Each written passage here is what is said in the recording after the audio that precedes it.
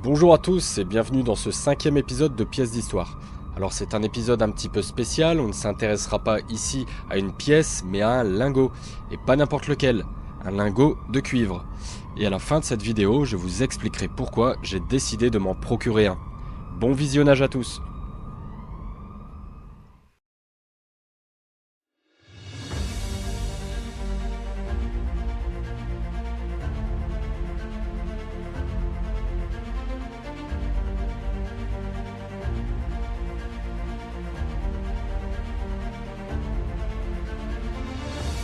Le cuivre est un métal utilisé déjà depuis des millénaires, mais c'est seulement depuis quelques centaines d'années que le métal a vraiment trouvé sa place.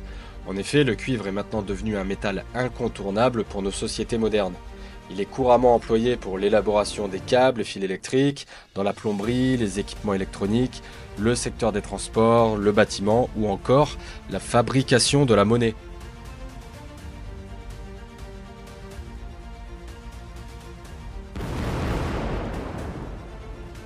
Alors comment fait-on pour obtenir du cuivre? Eh bien, il faut creuser. Donc le minerai va être extrait, broyé, passé dans différents bains chimiques et tout à la fin, on aura un procédé d'électrolyse pour parvenir à une pureté de 99,99%.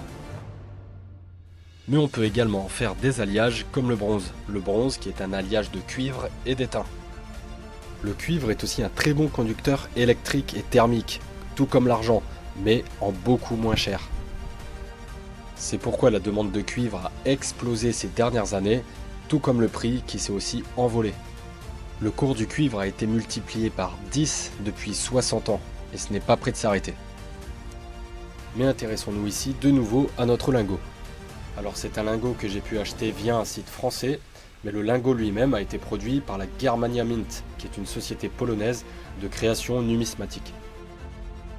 Alors ce qui m'a tout de suite frappé, c'est son poids. Le cuivre étant un métal très dense, il prend très peu de volume pour un poids d'1 kg. Par exemple, 1 kg de cuivre et 1 kg d'or auront exactement le même poids, la même masse, mais pas la même taille, pas le même volume. Car l'or, lui, est encore plus dense, mais malheureusement, je n'ai pas de lingot à vous présenter. Contrairement à l'or, le cuivre est abordable. Alors d'après tous les éléments qu'on vient de voir, acheter du cuivre ne pourrait être qu'une bonne opération. Eh bien, c'est un petit peu plus compliqué que ça. Alors c'est un lingot que j'ai pu me procurer pour 52 euros. Alors est-ce que c'est une bonne opération? Pas vraiment, car le prix d'achat est bien supérieur à la moyenne, parce qu'il a nécessité d'une part beaucoup de travail de la part du fabricant, et ensuite à cela s'ajoute la commission du revendeur, les frais de livraison, etc. Personnellement, c'est un investissement que je vous déconseille, car il vous faudra en accumuler des tonnes pour vraiment avoir une plus-value conséquente. Le cuivre peut donc être intéressant, oui, mais à l'achat en grande quantité. Contrairement à l'or qui peut déjà générer une plus-value confortable en disposant simplement de quelques dizaines de grammes. Donc il s'agit ici plutôt d'un achat coup de cœur plus qu'un investissement.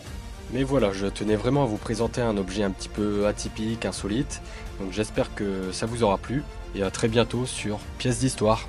Merci à tous.